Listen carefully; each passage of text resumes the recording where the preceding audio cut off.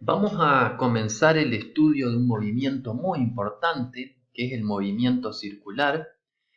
Vamos primeramente a ver la cinemática del movimiento circular, o sea, vamos a introducir las herramientas que nos permitan describir el movimiento. El movimiento circular está caracterizado por una trayectoria circular, un cuerpo de masa m que realiza una trayectoria circular, o sea que es un movimiento que ocurre en dos dimensiones, ¿sí? Podríamos trazar como sistema de referencia, para describir el movimiento, podríamos trazar un sistema cartesiano, x, y, pero acá no resulta más conveniente. No es muy conveniente porque habría relaciones complejas entre las cantidades x y y. Vean que si nosotros utilizamos un sistema de referencia con coordenadas polares, como la trayectoria es circular, nosotros siempre sabremos que va a estar a una distancia r del centro o del origen del sistema de referencia. Entonces, cualquier posición en esa trayectoria circular que está realizando la masa m, nosotros la podríamos simplemente describir con el ángulo φ y el radio r, ¿sí? Tendríamos que trazar una referencia a partir de donde medimos el ángulo, ¿sí? Entonces, para una trayectoria circular de radio r, la posición de la masa m está dada por las coordenadas polares r y φ, donde r es el radio de la trayectoria circular y φ es el ángulo que marca la localización donde está la masa m, al radio r. Entonces, para una trayectoria circular de radio r, definimos la posición angular como φ de t, o sea, cómo va a estar el ángulo φ en función del tiempo. Si acá va a estar realizando una trayectoria circular, este ángulo φ va a ir cambiando en el tiempo. Ese φ de t lo vamos a llamar posición angular al tiempo t. Vamos a definir la velocidad angular omega, omega en función del tiempo, la vamos a definir como el cambio de ángulo en el cambio de tiempo. O sea que la velocidad angular omega de t indica cómo cambia el ángulo en el tiempo.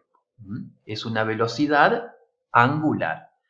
Y vamos a definir la aceleración angular, que la vamos a anotar con la letra alfa. Alfa va a estar dada por el cambio en la velocidad angular respecto del tiempo. O sea que la aceleración angular indica cómo cambia la velocidad angular en el tiempo.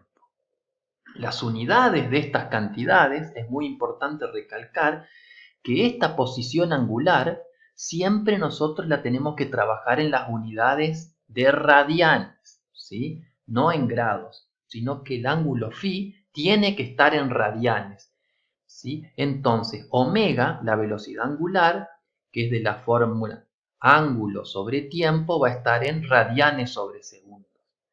Como los radianes es una unidad dimensional, puede denotarse 1 sobre segundo.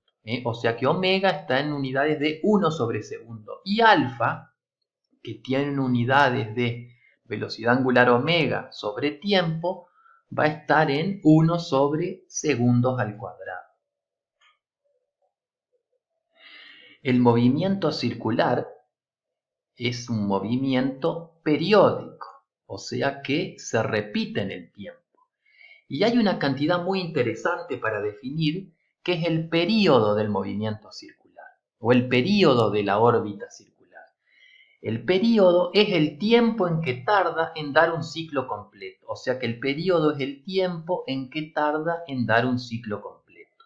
El período tiene sentido definirlo cuando la velocidad angular es constante, o sea, cuando los ángulos son barridos en tiempos iguales, o sea, por ejemplo, acá tenemos un ángulo de 2π barrido en un tiempo, y si omega es constante, en la próxima vuelta el ángulo de 2π va a ser barrido en el mismo tiempo, y así sucesivamente, porque omega es constante, o sea que el ángulo, la variación del ángulo en el tiempo es constante. Ahí sí tiene sentido definir el período, que es precisamente, como dijimos, el tiempo en que se tarda en dar un ciclo completo.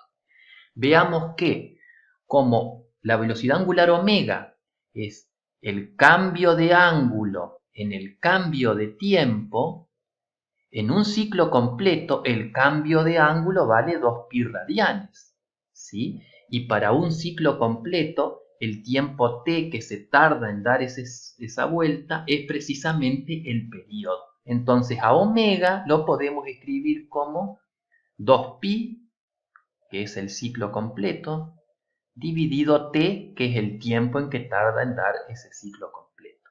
De donde sacamos que el periodo t se puede escribir como 2pi sobre omega. Y las unidades del periodo t, como omega lo vamos a dar siempre en radianes sobre segundos, las unidades del periodo t van a ser en segundos. Una vez que tenemos calculado el periodo en segundos, podemos pasar ese periodo a otras unidades, como por ejemplo a días. En el caso, por ejemplo, de acá tuviéramos la Luna, que está realizando un movimiento circular en torno de la Tierra. Nosotros sabemos que la Luna tarda 28 días en dar una vuelta completa alrededor de la Tierra. O sea que el periodo acá sería 28 días. Y vamos a definir otra cantidad interesante, que es la frecuencia. La frecuencia es la inversa del periodo. La frecuencia mide la cantidad de vueltas que se realiza en la unidad de tiempo. O sea, la frecuencia mide la cantidad de vueltas que se realiza por segundo. Es lo inverso del periodo. Por eso acá tenemos que la frecuencia f es 1 dividido t. Y las unidades de frecuencia van a ser 1 sobre segundo, que eso se llama hertz. Análogo a lo que hicimos para las ecuaciones de movimiento rectilíneo con aceleración constante, podemos obtener las ecuaciones de movimiento para el movimiento circular con aceleración angular alfa constante. Entonces, si la aceleración angular alfa es constante, nosotros tendremos las ecuaciones del movimiento rotacional. Phi de t, o sea, cómo cambia el ángulo en el tiempo, va a ser phi 0, que sería la posición angular inicial, más omega 0 por t, más un medio de alfa por t cuadrado. Omega 0 es la velocidad angular inicial al tiempo 0. Y la velocidad angular en función del tiempo va a ser igual a omega 0 más alfa t. Estas ecuaciones para el movimiento rotacional con aceleración angular alfa constante se obtienen, como dijimos, de forma análoga a la que obtuvimos para el movimiento rectilíneo con aceleración constante, y también son deterministas, ¿sí? Es importante notar que phi 0 es la posición angular inicial y generalmente en los problemas a phi 0 se la toma como 0. Y omega 0 es la velocidad angular inicial al tiempo 0. Estas son las condiciones iniciales. Muy importante, recordamos que el ángulo phi que va acá, el ángulo phi, tiene que estar dado en radianes. Y esta velocidad angular, omega 0, tiene que estar dado en las unidades que nosotros dijimos acá, que son radianes sobre segundo o 1 sobre segundo. Lo mismo con alfa, tiene que estar en radianes sobre segundos al cuadrado o 1 sobre segundos al cuadrado, que es lo mismo. Cuando la aceleración angular vale 0, omega es constante. Si la aceleración angular vale 0, omega no cambia en el tiempo y es constante, y el movimiento circular se dice uniforme. Entonces, cuando hablamos de movimiento circular uniforme, estamos hablando de un movimiento circular sin aceleración angular, o sea, con velocidad angular constante. Y en ese caso puede calcularse el periodo del movimiento, o sea, el tiempo en que tarda en dar una vuelta completa. Entonces, vean cómo nosotros trabajamos siempre cuando comenzamos con un nuevo tema, ¿no? Primero, se definen ciertas cantidades, en este caso definimos estas cantidades: trayectoria circular, posición angular, velocidad angular, aceleración angular, período, y a partir de ahí, con esa definición, nosotros comenzamos a desarrollar la teoría obteniendo relaciones que nos permiten estudiar los fenómenos. Generalmente, siempre, las ciencias formales, sobre todo la física, trabaja así. Va a desarrollar un tema, lo primero que hace es definir pocas cantidades, 3, 4, 5, 6, 2, y a partir de esas definiciones comienza a desarrollar la teoría y obtener fórmulas y relaciones que permiten el estudio de los fenómenos.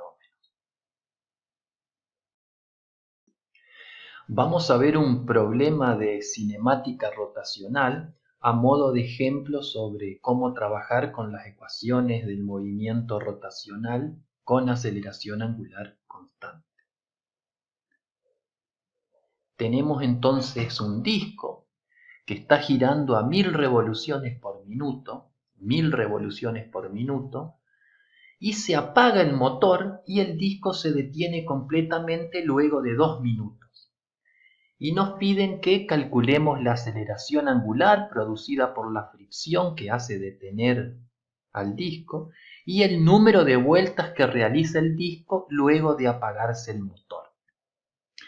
Lo primero que vamos a hacer es trabajar con esas 1000 revoluciones por minuto. Estas 1000 revoluciones por minuto no es una velocidad angular. Esto es un dato que nos va a permitir calcular la velocidad angular inicial con la que estaba girando el disco.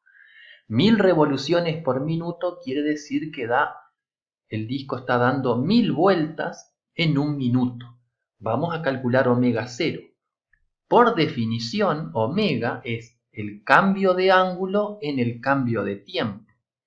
El cambio de ángulo es, como nos dice que hace 1000 revoluciones, son 1000 vueltas, o sea, 1000 veces 2pi. 2pi es una vuelta, como hace 1000 revoluciones, el ángulo que estaría barriendo sería 1000 veces 2pi, ¿sí? En un tiempo de un minuto que nosotros trabajamos con segundos, en el MKS. Acá tiene que ir 60 segundos. Hacemos esa cuenta y nos da que la velocidad angular inicial, entonces, es 104,71 sobre segundos o 104,7 radianes sobre segundo. Recordemos que los radianes son adimensionales, entonces se pone 1 sobre segundo. Entonces, con este dato nosotros ya tenemos la velocidad angular inicial. Y ahora trabajamos con las ecuaciones del movimiento rotacional, phi de t y omega de t. Phi 0 dijimos siempre lo podemos tomar como 0, y tenemos entonces estas ecuaciones que reemplazamos con los valores que nosotros conocemos, phi de t, omega de t, reemplazamos con omega 0 que acabamos de calcular, ¿sí? Pero no conocemos alfa, no conocemos la aceleración angular que sufre ese disco a causa de la fricción y que lo hace detenerse luego de que se apague el motor. Y trabajamos ahora con estas ecuaciones de movimiento en forma más o menos análoga a cómo veníamos trabajando en la cinemática del movimiento anterior que nosotros estábamos estudiando. Dice, a t igual a 0 se apaga el motor y debido a la fricción se detiene a los 2 minutos. O sea que lo que nos están dando como dato es el tiempo en que se detiene luego que se apaga el motor. O sea que se detiene a 2 minutos, son 120 segundos.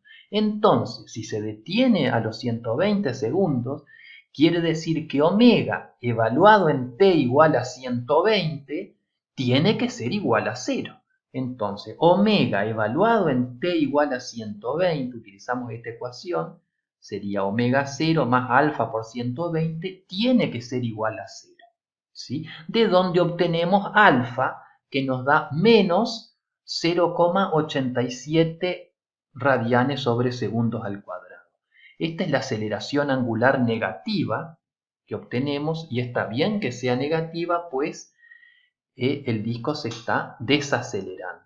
Entonces, con este dato nosotros obtuvimos la aceleración angular, que es negativa, la desaceleración angular. Porque sabemos que a los 120 segundos la velocidad angular es 0, porque a los 120 segundos se detiene, y de ahí nos permite obtener, a través de esta ecuación, alfa. Y ahora nos dicen calcular el número de vueltas que realiza el disco hasta detenerse. Para calcular el número de vueltas, que va a estar relacionado con el ángulo, utilizo phi de t. Entonces, tengo acá la ecuación phi de t, ahora ya pongo el valor de alfa que conozco. Un medio de alfa sería un medio por menos 0,87 dividido 2 me da menos 0,435. Entonces acá ya tengo completa la ecuación de phi de t y evalúo el ángulo a los 120 segundos.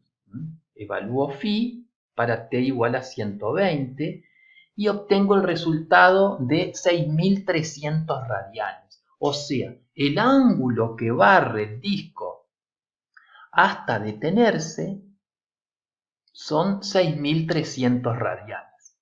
Ahora voy a pasar esos 6.300 radianes a número de vueltas. Nosotros sabemos que 2 pi radianes equivale a una vuelta. Entonces 6.300 radianes, por regla de 3 simple, equivale a 1.002,7 vueltas. O sea que una vez que se apaga el motor, que el disco estaba girando a 1.000 revoluciones por minuto, una vez que se apaga el motor, el disco realiza 1.002,7 vueltas hasta detenerse.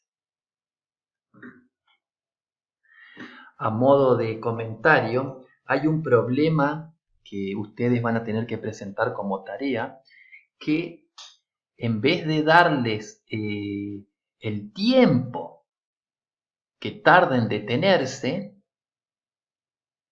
les dan el número de vueltas que realiza el disco o el sistema que esté girando, ¿no? Les dan el número de vueltas. No les dan el tiempo en que tarda en detenerse y no les dan la aceleración angular, pero les dan el número de vueltas que realiza hasta que se detiene. Entonces vean que con el número de vueltas ustedes pueden calcular, hacen la inversa, ustedes pueden calcular el ángulo que equivale a ese número de vueltas, en este caso sería 6.300 radianes. Entonces ustedes saben que necesitan conocer el tiempo en el que se va a detener y la aceleración angular. Entonces vean que ahora ustedes saben que se detiene a las 1.002,7 vueltas, que equivale a 6.300 radianes. Eso lo sacan por regla de 3 simple. Entonces, phi evaluado en el tiempo de detención tiene que ser igual a 6.300 radianes.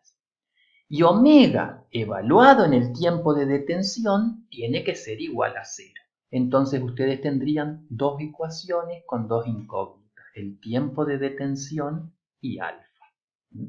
Y de ahí por sustitución la pueden despejar. Vamos a estudiar ahora cómo están relacionadas las cantidades cinemáticas angulares que acabamos de ver, phi, velocidad angular omega y aceleración angular alfa, con las cantidades lineales que ya habíamos visto en las clases anteriores como espacio, velocidad v y aceleración a. Entonces tenemos acá una trayectoria circular de radio r, ¿sí? Y por ejemplo tenemos un cierto ángulo phi que se acaba de recorrer. Acá tenemos un ángulo phi y en la trayectoria circular acá también tenemos el ángulo phi, pero esta distancia que tenemos acá es un espacio y esta distancia le vamos a llamar delta S, que es el arco. El arco es esta distancia acá relacionada con este ángulo, ¿sí? Y acá en un punto tangente a la trayectoria tenemos la velocidad tangencial, ¿sí? Recordemos nosotros que la velocidad angular es el cambio de ángulo en el cambio del tiempo. O sea que, por ejemplo, acá, en un delta t se cambia este ángulo. Estamos acá, ¿no? A este radio R. En un delta t recorremos este ángulo y si venimos más cerquita del centro, en un delta t recorremos el mismo ángulo. O sea que independiente en qué punto yo me pare acá del centro, omega no va a cambiar. O sea que omega no depende del radio en el movimiento rotacional. En un delta t siempre se recorre el mismo ángulo independientemente de cuán alejado esté del origen. ¿Sí? No va a pasar lo mismo con la velocidad tangencial, porque vean, cuando estamos acá, en un delta t recorremos esta distancia y si estamos acá, en ese mismo delta t recorremos una distancia menor. O sea que la velocidad tangencial, cuando yo me voy más lejos del radio, va a aumentar. Vamos a trabajar entonces en la deducción de esas relaciones. Para eso vamos a utilizar las relaciones entre arco y ángulo. Estas relaciones ustedes seguramente las deben haber visto en análisis matemático, si no, se pueden deducir, están en los libros de matemática. La relación entre arco y ángulo, o sea que este arco, esta distancia acá, está relacionada con ese ángulo. Acá tenemos un diferencial phi, un pequeño ángulo, y un diferencial s, un pequeño arco, ¿no? Y ahí tenemos el radio r. Y el diferencial s está relacionado con el diferencial phi como r por diferencial phi. O sea que tenemos esta relación fundamental entre arco y ángulo. O sea que el arco delta s va a ser igual a r por la variación de ángulo delta phi. O sea que este espacio acá, en este gráfico, este espacio, este delta s es igual a r por delta phi. ¿Sí? Entonces, veamos qué obtenemos. La velocidad tangencial, por definición, es el cambio de espacio en el cambio de tiempo. O sea, el diferencial S, el diferencial arco, dividido el diferencial tiempo. Hago la derivada respecto del tiempo del arco, del diferencial arco, que nosotros sabemos ahora que es R por diferencial phi.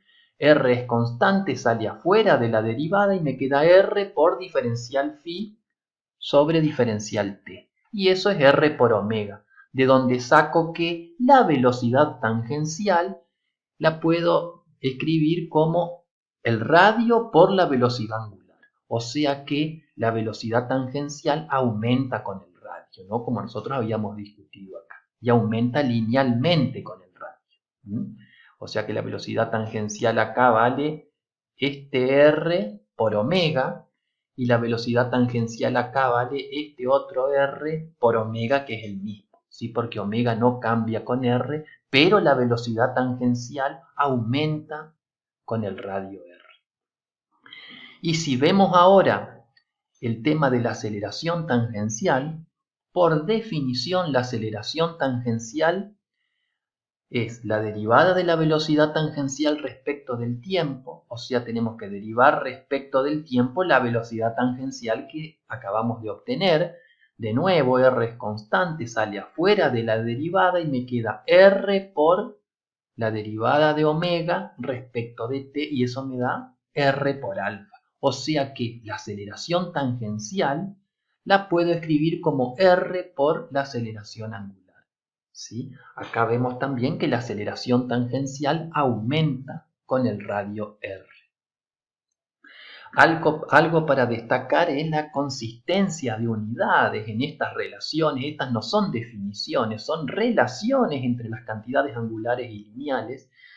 Algo para notar es la consistencia de las unidades. ¿Sí? Para eso veamos, por ejemplo, el análisis dimensional. Esto acá tiene unidades de espacio.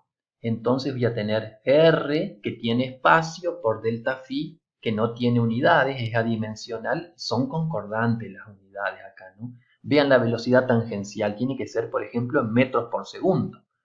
R está en metro, omega en 1 sobre segundo. R por omega me va a dar en metros por segundo. Lo mismo con A. A, la aceleración lineal, va a estar dada en metros por segundo al cuadrado. R está en metro, alfa está en 1 sobre segundos al cuadrado. R por alfa me va a dar metros sobre segundos al cuadrado. ¿Sí? Entonces acá tenemos estas relaciones, estas tres relaciones que son muy, muy importantes. Recordemos, son relaciones, no definiciones.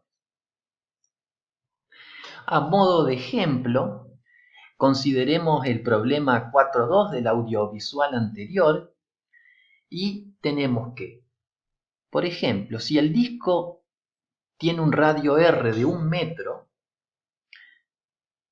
¿cuál será inicialmente la velocidad tangencial de un punto situado en el borde del disco?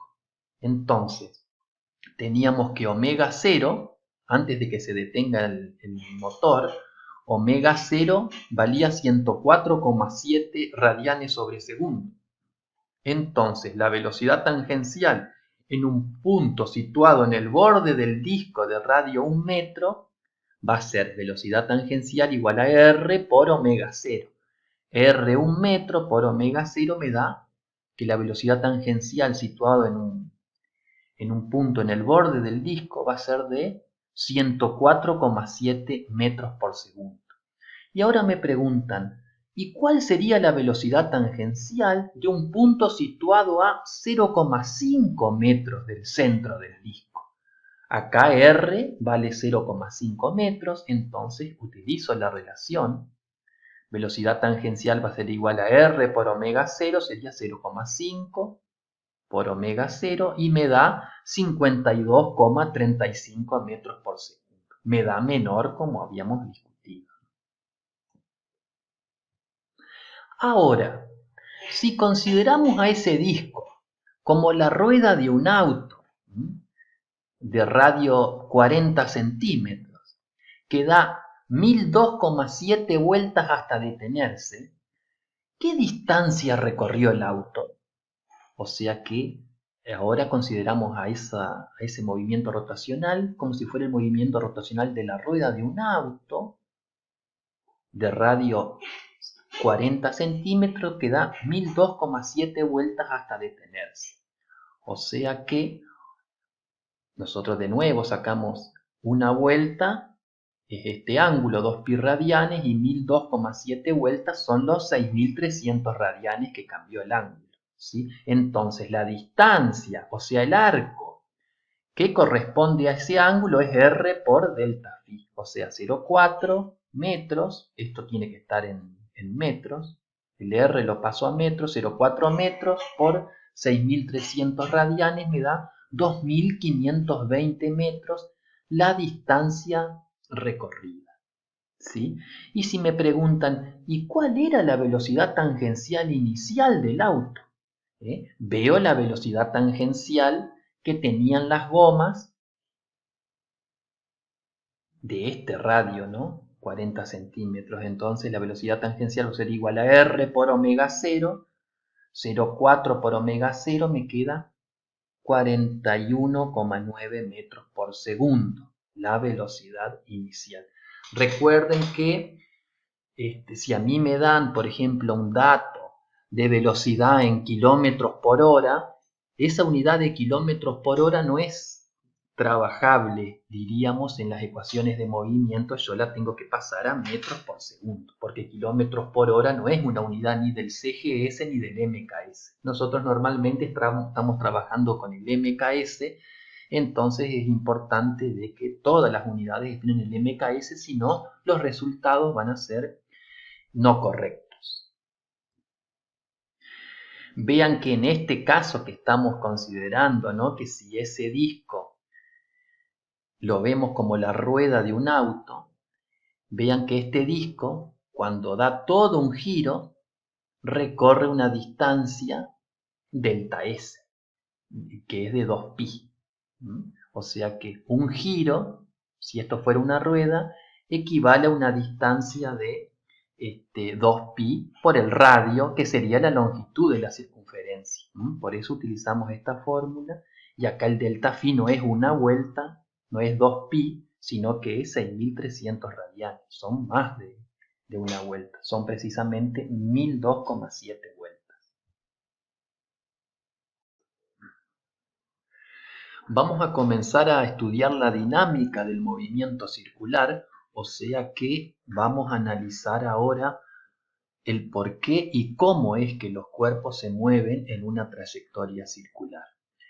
Consideremos, por ejemplo, una masa m que se mueve en una trayectoria rectilínea con velocidad constante, y si nosotros le aplicamos una fuerza tangencial, acá por ejemplo le aplicamos una fuerza tangencial, o sea en la misma dirección de la línea recta que se venía moviendo, el cuerpo solo se acelerará, pero va a seguir moviéndose en esa misma trayectoria rectilínea. Por lo tanto, al nosotros aplicarles acá, el cuerpo venía con velocidad constante y acá le aplicamos una fuerza tangencial, o sea, en la misma dirección del movimiento, la velocidad v va a cambiar, pero va a tener la misma dirección. O sea que el vector velocidad va a tener la misma dirección con la que venía, pero solo cambiará su módulo o intensidad. En el caso de esta fuerza tangencial, como va en la dirección del movimiento, el módulo de la velocidad va a aumentar acá, o sea que va a producir una aceleración. Si le hubiésemos aplicado una fuerza tangencial en la dirección contraria al movimiento que tenía, esa velocidad iba a disminuir en intensidad. Pero el cuerpo va a seguir moviéndose en la misma dirección. Para que el cuerpo doble, sí o sí hay que aplicarle una fuerza normal o una fuerza perpendicular a la trayectoria. O sea que si el cuerpo se venía moviendo en línea recta, si le aplicamos una fuerza tangencial, va a seguir moviéndose en línea recta, solo va a cambiar el módulo de la velocidad. Para que doble, sí o sí tiene que haber una componente normal a la trayectoria o perpendicular a la trayectoria, que es la que le va a hacer cambiar de dirección. Entonces, por ejemplo, acá vamos a tener una fuerza F, que es la suma de esta fuerza tangencial más esta fuerza normal, o sea, fuerza tangencial en la dirección del versor tangencial a la trayectoria, más fuerza normal en la dirección del versor normal a la trayectoria.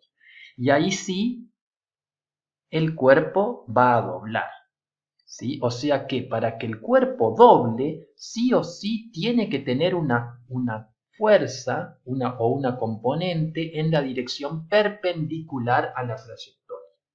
Entonces tenemos que una fuerza tangencial a la trayectoria va a provocar una aceleración tangencial que cambia el módulo de la velocidad tangencial. No cambia la dirección de la velocidad, o sea, no cambia la dirección del movimiento, solo cambia el módulo de la velocidad tangencial. ¿Sí?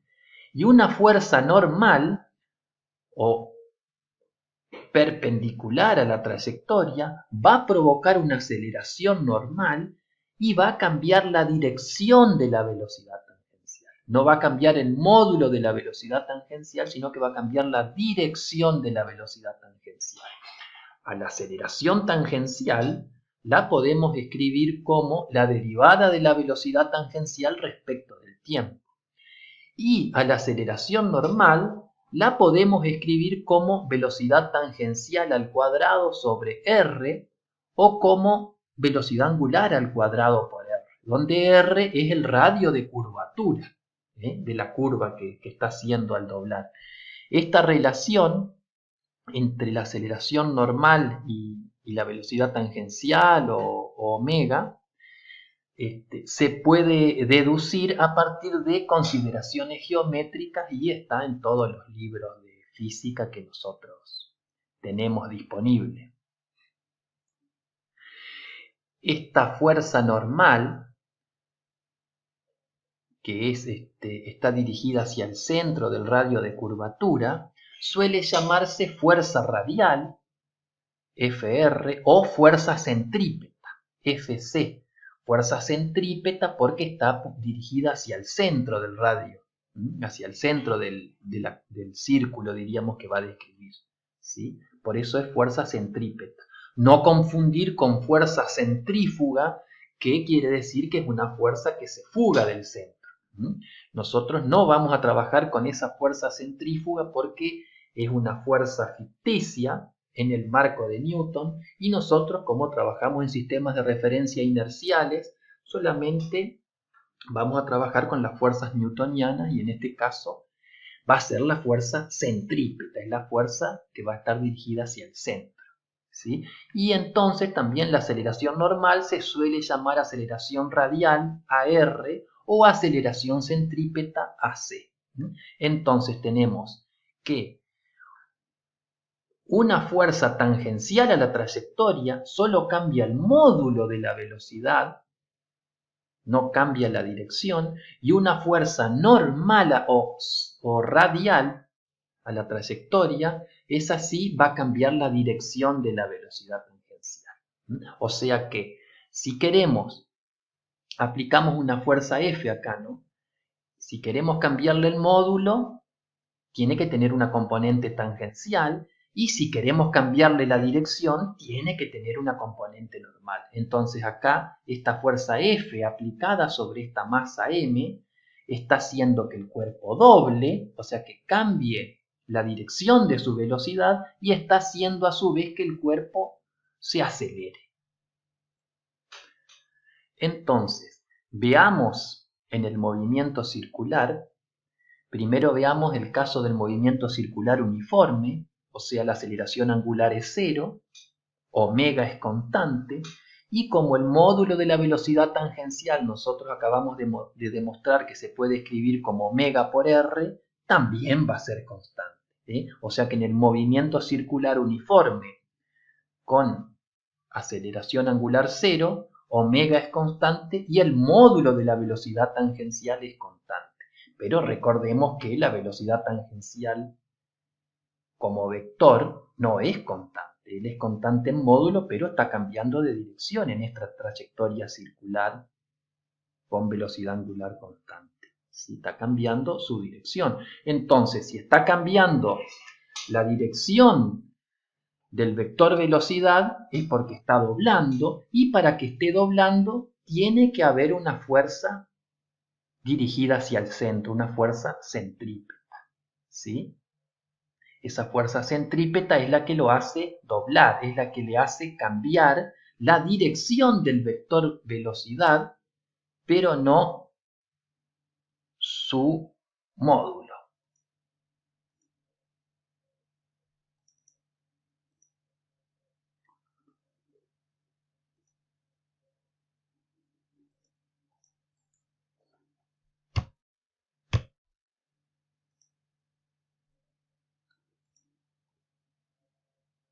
Bien, volviendo entonces acá, tenemos que cómo va cambiando el módulo la dirección de la velocidad tangencial, pero no va cambiando el módulo, ¿sí? Este es el movimiento con aceleración angular cero y velocidad angular constante. Tiene que haber una fuerza centrípeta acá, ¿sí? No tiene que haber una fuerza tangencial porque el módulo de la velocidad tangencial es constante. Veamos, por ejemplo, ahora el otro caso en el que la aceleración angular es distinta de cero. Acá tenemos una aceleración angular mayor que cero, o sea que omega ya no es constante y el módulo de la velocidad tangencial, que es omega por r, no va a ser constante. Entonces acá tenemos, por ejemplo, la trayectoria circular, ¿sí? Y tenemos la velocidad tangencial que va cambiando de dirección y va cambiando de módulo también, ¿eh? Va aumentando el módulo y va cambiando de dirección. Entonces acá cambia de dirección y cambia de módulo. Tiene que haber actuando una fuerza tangencial que le haga cambiar de módulo y una fuerza centrípeta que le haga cambiar de dirección.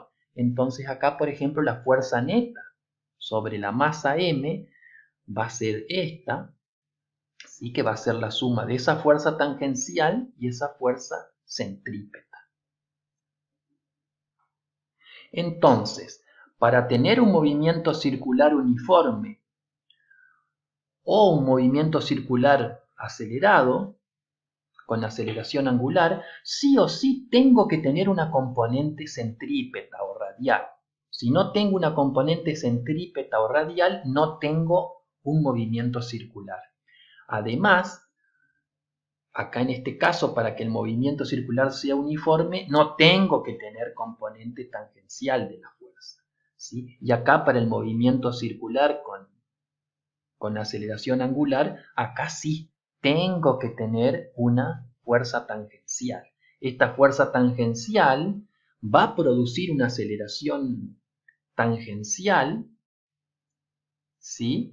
Y esa aceleración tangencial también va a estar relacionada con una aceleración angular. O sea que acá voy a tener aceleración angular y aceleración tangencial. Todo producido por esa fuerza tangencial. Vamos a ver entonces la segunda ley de Newton para el movimiento circular. Entonces acá tenemos un cuerpo de masa m que está realizando una trayectoria circular de radio r con el centro en O, ¿sí?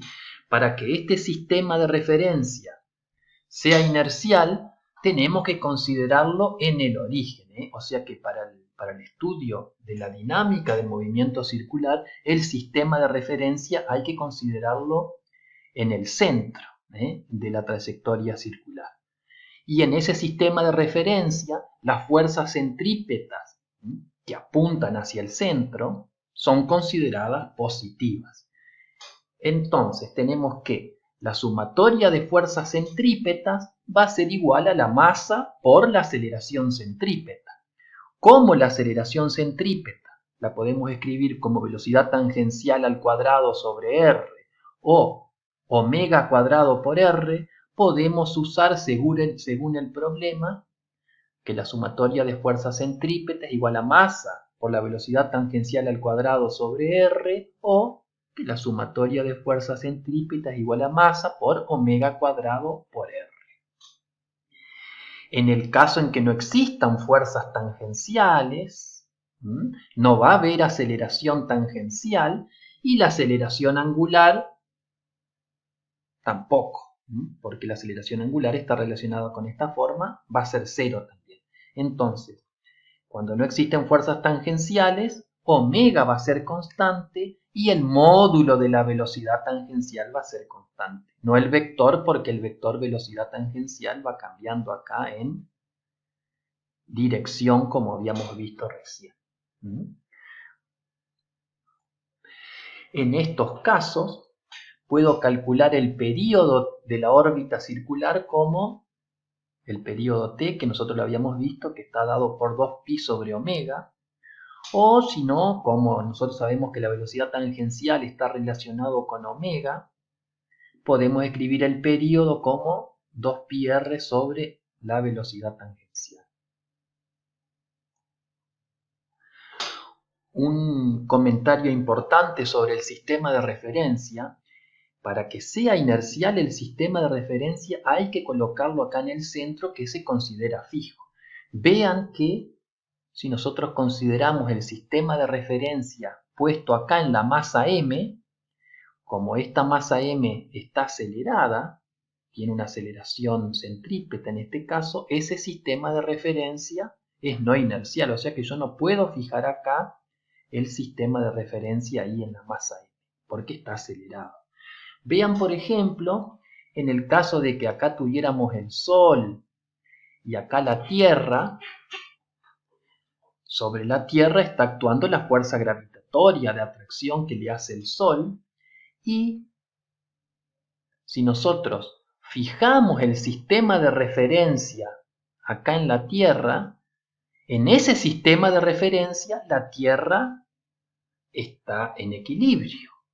Por lo tanto, si nosotros hacemos la sumatoria de fuerzas, está actuando solamente la fuerza gravitatoria, que es centrípeta. Entonces, para hacerlo estar en equilibrio, hay que introducir esa pseudo fuerza, que es la fuerza centrífuga, de modo tal de que ahí sí va a estar en equilibrio si introducimos esa fuerza centrífuga, que es una pseudo fuerza en el marco de Newton. O sea que vean cómo si nosotros colocáramos el sistema de referencia acá en este cuerpo, empiezan a aparecer inconsistencias y incongruencias, porque ya no son válidas las leyes de Newton allí y hay que introducir pseudofuerzas y eso trae ya complicación.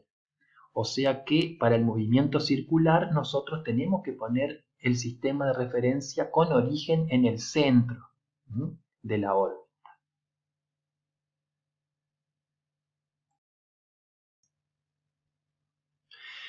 Vamos a ver cómo trabajar con la segunda ley de Newton para el movimiento circular, analizando el movimiento de satélites y planetas. Vamos a considerar un satélite de masa ms que está en una órbita circular a una altura h de la superficie de la Tierra y vamos a preguntarnos cosas, por ejemplo, ¿qué velocidad tangencial tiene que tener este satélite para mantener esa órbita circular a una altura h de la superficie de la Tierra? Entonces hacemos un esquema de la situación. Acá tenemos el satélite, la Tierra. El satélite está realizando una trayectoria circular de radio r y el radio r es igual al radio de la Tierra más la altura h a la que está el satélite sobre la superficie de la Tierra. ¿Sí? Acá tenemos la masa de la Tierra y sobre el satélite está actuando la fuerza gravitatoria, ¿sí? Que apunta en la dirección del centro de la trayectoria. O sea que sobre el satélite solamente consideramos que está actuando esa fuerza gravitatoria, una fuerza centrípeta. No hay fuerzas tangenciales, o sea que esta velocidad tangencial va a cambiar solo en dirección, va a tener un módulo constante y el satélite va a hacer un movimiento con omega constante, un movimiento circular uniforme, y va a tener un periodo, obviamente constante también.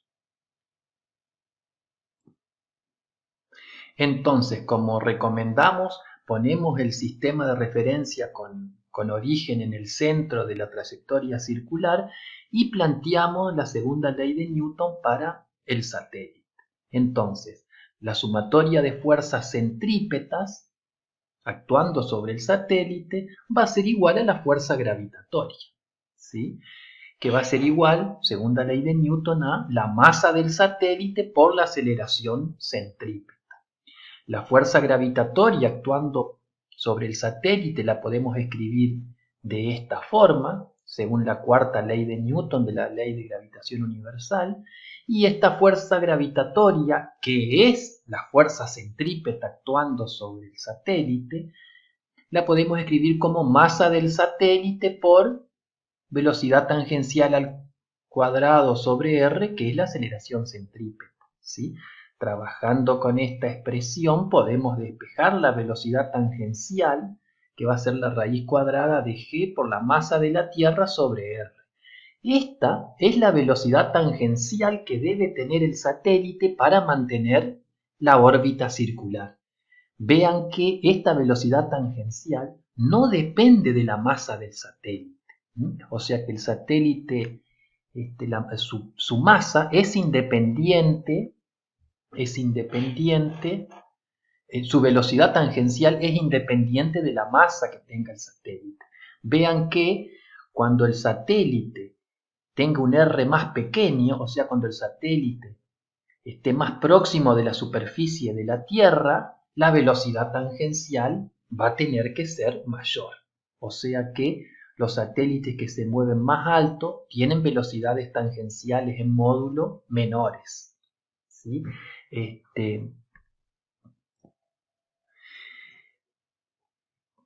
Vean que si nosotros le damos una velocidad tangencial a esta altura h, le damos una velocidad tangencial al satélite menor que esta, el satélite va a decaer y va a irse a chocar con la Tierra. O sea que si le damos una velocidad tangencial menor, va a hacer una trayectoria así y va a terminar cayendo en la superficie de la Tierra. Y si le damos una velocidad tangencial a esta altura h mayor que este valor, el satélite va a salir de la órbita, se va a escapar de la órbita. Vean que nosotros también, acá tenemos la segunda ley de Newton, si usamos la aceleración centrípeta, la escribimos como omega cuadrado por r, tenemos la fuerza gravitatoria, masa del satélite por aceleración centrípeta, podemos obtener de acá omega, la velocidad angular del satélite a esa altura h. ¿Sí? Y como sabemos que el periodo t es 2pi sobre omega, podemos obtener acá el periodo, o sea, el tiempo en que tarda en dar una vuelta completa el satélite a una altura h. ¿Sí? Vean que cuando r es mayor, o sea que a medida que yo aumento la altura h, aumento r, porque no nos olvidemos que r es el radio de la órbita que está dado por el radio de la Tierra más h. Al aumentar r, o sea, al aumentar la altura h, aumenta el periodo. O sea que los satélites, cuando más alto están, se mueven con una velocidad tangencial menor y el tiempo en que tardan en hacer un ciclo completo, o sea, el periodo, es mayor. O sea que para analizar el movimiento de un satélite yo siempre tengo que plantear estas leyes de Newton, la segunda ley de Newton, y trabajar de esta forma. No puedo usar directamente esta fórmula, yo tengo que obtenerlas trabajando con la segunda ley de Newton para el movimiento circular. Un problema que aparece en la tarea que ustedes tienen que entregar es el caso de un satélite geoestacionario. Un satélite geoestacionario está girando con un periodo de 24 horas, o sea que coincide su periodo con el periodo de rotación de la Tierra sobre sí misma. De manera que el satélite geoestacionario siempre está mirando, diríamos, al mismo lugar acá en la superficie de la Tierra. Esa es la propiedad importante que tiene. O sea que un satélite geoestacionario tiene un periodo T de 24 horas. O sea que pasando esas 24 horas a segundo, nosotros podemos calcular la velocidad angular de ese satélite geoestacionario. Y a nosotros nos preguntan a qué altura h de la superficie de la Tierra tengo que colocar un satélite geoestacionario. O sea que acá r, yo sé que r va a ser el radio de la Tierra más h, pero no voy a conocer r con certeza porque no voy a conocer la altura h. O sea que r va a ser una incógnita acá, r va a ser una incógnita, pero voy a conocer omega, porque conozco el periodo, que va a ser 24 horas, lo tengo que llevar a segundo y puedo conocer omega.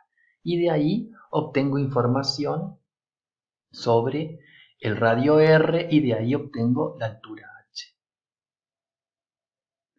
Veamos, por ejemplo, acá en este esquema, donde se ve a la fuerza gravitatoria como una deformación de la red del espacio. ¿Sí? Acá tenemos, por ejemplo, la Tierra, que genera un campo gravitacional deformando el espacio en su vecindad, y acá tenemos, por ejemplo, el satélite.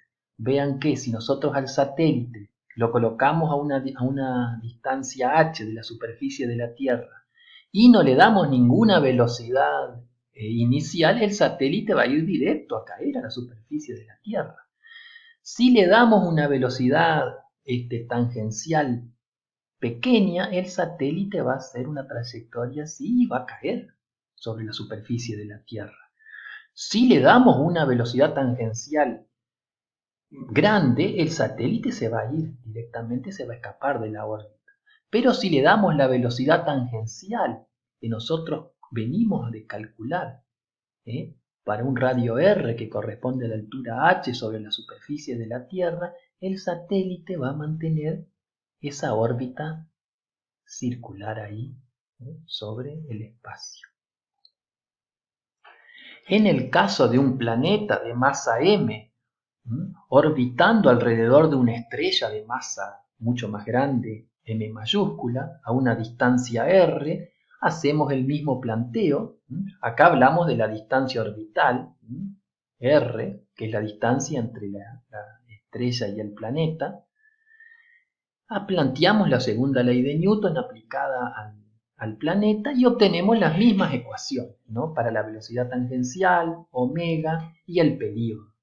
Vemos acá que a mayor masa de la estrella, mayor tiene que ser la velocidad tangencial en la que se está moviendo el planeta. Y a mayor R, o sea, cuando el planeta está más alejado de la estrella, menor velocidad tangencial. O sea que en nuestro sistema solar, el planeta que tiene menor R es Mercurio, es el que tiene la velocidad tangencial más grande, ¿sí? O sea que Mercurio es el que se mueve más rápido. La Tierra, por ejemplo, se mueve más lento que Mercurio y que Venus, pero se mueve más rápido que Marte, porque Marte está a un mayor radio que la Tierra, ¿sí? Lo mismo con Omega, y acá tenemos la expresión del período, y tenemos que a mayor masa de la estrella, menor período, y a mayor radio, donde está ubicado el planeta respecto de la estrella, mayor período, ¿sí? O sea que el que tiene menor radio en nuestro sistema solar es Mercurio, es el que tiene un período menor, ¿sí? Acá estamos, por ejemplo, la Tierra tiene un período de 365 días. Es mayor que Venus, que está por acá, pero menor que el período de Marte, que está un poco más lejos. Vamos a ver otro problema de aplicación de la segunda ley de Newton para el movimiento circular, en el cual vamos a calcular cuál es la velocidad máxima que puede tener un móvil para doblar en una curva sin derrapar o sin patinar. Entonces, vamos a considerar una pista circular de radio R y tenemos un móvil y hay un coeficiente de fricción estática entre el móvil, entre las ruedas del móvil y la pista, que le vamos a llamar mu estática. Entonces los datos serían m, la masa del móvil, el radio r de la trayectoria circular y el coeficiente de fricción estática mu estática. Entonces, nosotros tenemos acá hecho el diagrama, acá tenemos el móvil. Para que el móvil realice una trayectoria circular, sí o sí tiene que haber una fuerza centrípeta dirigida hacia el centro de la trayectoria circular. Y esa fuerza centrípeta es la que se la da la fuerza de rozamiento estática que le da la superficie al móvil, ¿sí? El móvil, al ir doblando, sus gomas o sus ruedas hacen fuerza en aquella dirección a la superficie y la superficie le devuelve al móvil ejerciéndole una fuerza en la dirección centrípeta. Entonces, la fuerza centrípeta que sufre el móvil y que le permite realizar la trayectoria circular es una fuerza de rozamiento estática producida por la superficie al móvil, a las gomas del móvil seríamos, ¿no? Entonces, nosotros tenemos que trazar un sistema de referencia inercial con el origen en el centro, como ya sabemos, y podemos trazar un eje Y que sea perpendicular y apunte hacia arriba de este plano que estamos observando. El eje Y es perpendicular a este plano y apunta hacia arriba. Y tenemos entonces que la fuerza normal, las fuerzas que están actuando sobre el móvil son la fuerza normal que apunta hacia arriba y la fuerza peso que apunta hacia abajo y la fuerza de rozamiento estática que es la fuerza centrípeta, ¿sí? Y acá tenemos, por ejemplo, el vector velocidad tangencial, el vector velocidad tangencial que indica hacia dónde se está moviendo el móvil. En este caso, tenemos una fuerza de roce estática que no necesariamente va a ser la fuerza de roce estática máxima. Ahora, es obvio que nosotros ya sabemos que si la velocidad tangencial es pequeña, lo más probable es que no derrape. Pero si la velocidad tangencial comienza a aumentar, puede pasar que el cuerpo derrape, y al derrapar lo que va a pasar es que esa fuerza de rozamiento estática va a pasar a ser fuerza de rozamiento dinámica. En ese caso el cuerpo va a empezar a patinar, ¿sí? Y va a tener un rozamiento dinámico con la superficie. Entonces, como nosotros estamos buscando la velocidad tangencial máxima para que el cuerpo no derrape, vamos a tener una situación crítica, y en esa situación crítica vamos a tener que la fuerza de roce estática involucrada va a ser una fuerza de roce estática máxima, ¿sí? Y acá vamos a tener la velocidad tangencial máxima para que no derrape. Vamos a estar en el caso crítico, ¿sí? Entonces eso es lo que nosotros tenemos que tener en cuenta, ¿sí? Entonces, la fuerza centrípeta responsable de que esto realice un movimiento circular es la fuerza de roce estática. En este caso crítico la planteamos como fuerza de roce estática máxima, y esta es la velocidad tangencial máxima para que no derrape. Entonces, como dijimos, planteamos el origen del sistema de referencia en el centro, ¿sí? Y el eje Y que apunta hacia afuera, perpendicular a este plano. Entonces, sobre el cuerpo de masa M está actuando la fuerza de roce estática máxima, porque estamos en el caso crítico, el peso hacia abajo y la normal hacia arriba. Aplicamos la segunda ley de Newton para el móvil de masa M y tenemos sumatoria de fuerzas en I, tenemos normal positiva, peso negativo, y en el eje Y esto es igual a 0. De donde sacamos ya que la normal es igual al peso. Y ahora hacemos la sumatoria de fuerzas centrípetas y tenemos que la sumatoria de fuerzas centrípetas es igual a la fuerza de roce estática máxima, y esto por la segunda ley de Newton es masa por aceleración centrípeta, ¿sí? Entonces, nosotros sabemos que la fuerza de roce estática máxima, solamente cuando es máxima la podemos escribir como mu estático por la normal, que de acá la podemos escribir como mu estático por mg. ¿Sí? Entonces tenemos que la fuerza de roce estática máxima la ponemos como mu estático por mg, mu estático por la normal, y acá ponemos masa por la aceleración centrípeta. Nos conviene utilizar esta expresión de la aceleración centrípeta, velocidad tangencial al cuadrado máxima sobre r.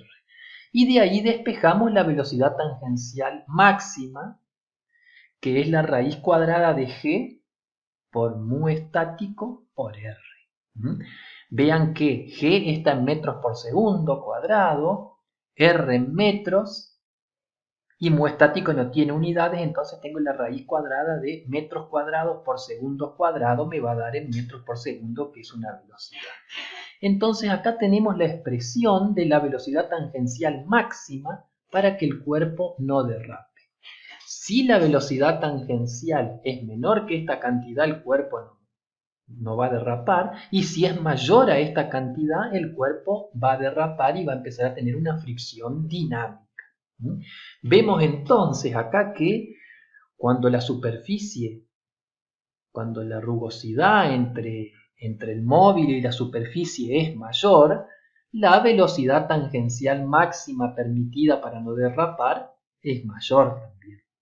Y cuando R, el radio de curvatura, también aumenta, puedo tener una velocidad tangencial máxima mayor, ¿sí? O sea que lo mejor entonces para no derrapar y ir rápido es que la fricción estática sea alta y que el radio de curvatura también sea grande. Ahora, si tengo un radio de curvatura pequeño, o sea, una curva cerrada, ahí la velocidad tangencial máxima va a ser más pequeña.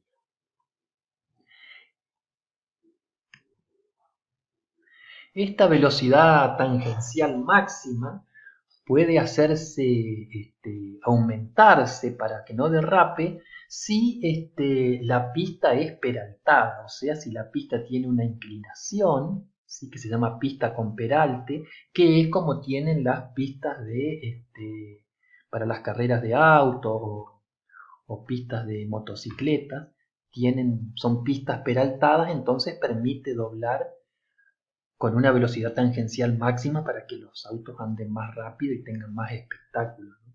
Pueden investigar ustedes entonces el tema de la pista con peralte para ver cómo se puede permitir una velocidad tangencial máxima mayor, porque va a haber una fuerza normal ahí que no va a ser perpendicular al plano, sino que va a tener la fuerza normal. Si la pista es peraltada, va a tener además una componente hacia el centro. Entonces voy a tener dos fuerzas centrípetas que van a ser la fuerza de roce estática máxima y la componente de la normal que lo va a dar la pista peraltada. Eso pueden investigar si les interesa el tema.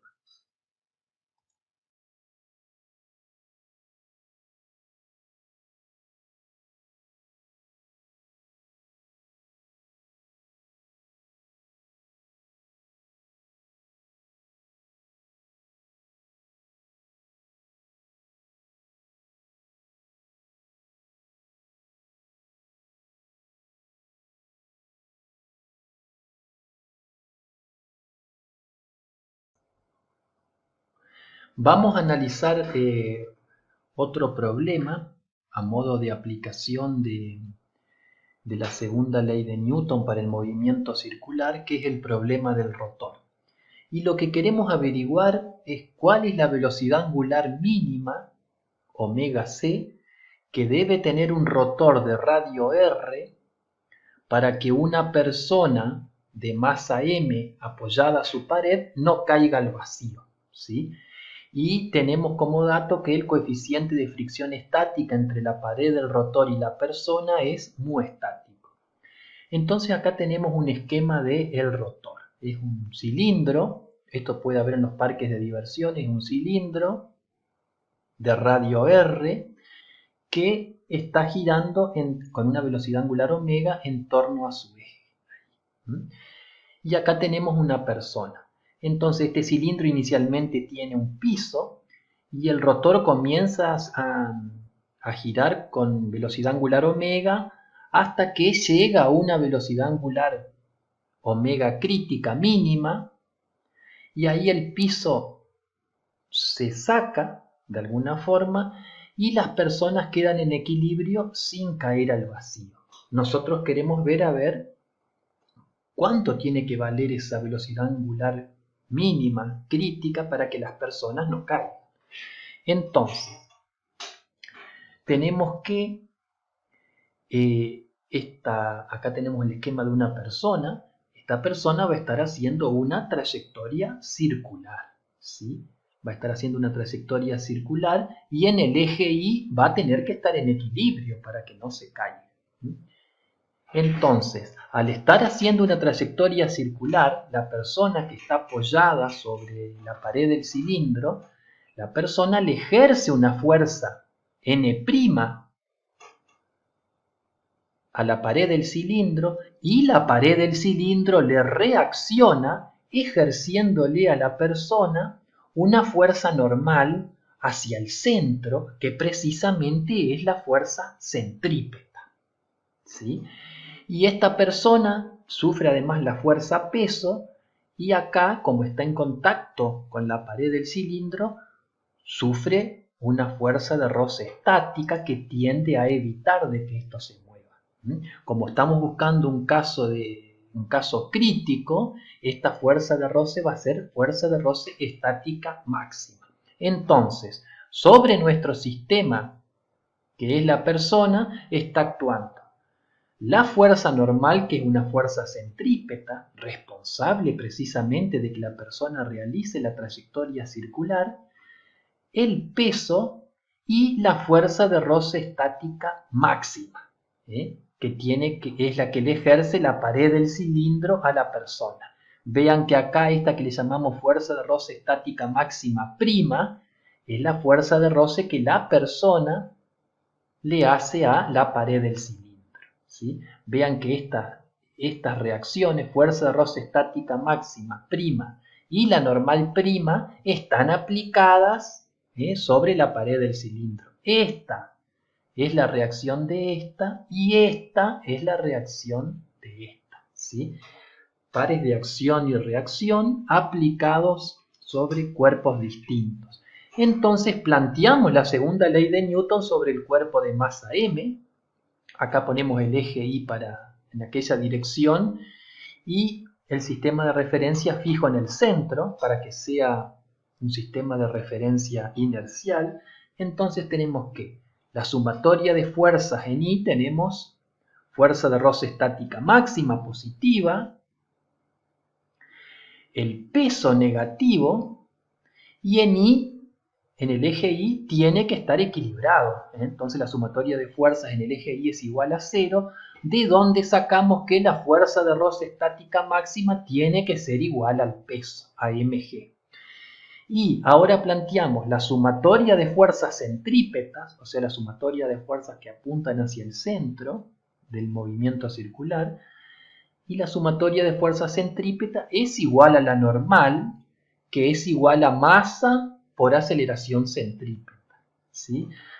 De donde ya sacamos que la normal es igual a masa por aceleración centrípeta, y como me piden omega crítico, uso que la aceleración centrípeta la escribo como omega crítico por R al cuadrado. Entonces, la normal, que va a ser igual a masa por aceleración centrípeta, la puedo escribir como masa omega crítica al cuadrado sobre R. ¿Sí? Entonces, con esta ecuación, fuerza de roce estática máxima es igual a m por g. A la fuerza de roce estática máxima le escribo como mu estática por la normal, es mu estático por la normal, que es precisamente esto, ¿sí? Y esto es igual al peso. Cancelo las masas y me queda que el omega crítico, la velocidad angular crítica mínima que debe tener el rotor para que las personas no caigan, es igual a la raíz cuadrada de g sobre mu estático por r. Vemos ya de entrada que esa velocidad angular crítica mínima no depende de la masa de las personas. Eso es muy importante porque así no vamos a tener problemas si hay personas, hay flacos o gordos, no hay problema, todos van a quedar ahí fijos, diríamos, ¿no? Y además vemos que conviene que este omega crítico no sea algo muy grande, no sea una velocidad angular grande para que las personas no se mareen. Entonces, yo cuando coloco un coeficiente estático grande y un radio R del cilindro grande, voy a tener el omega crítico menor.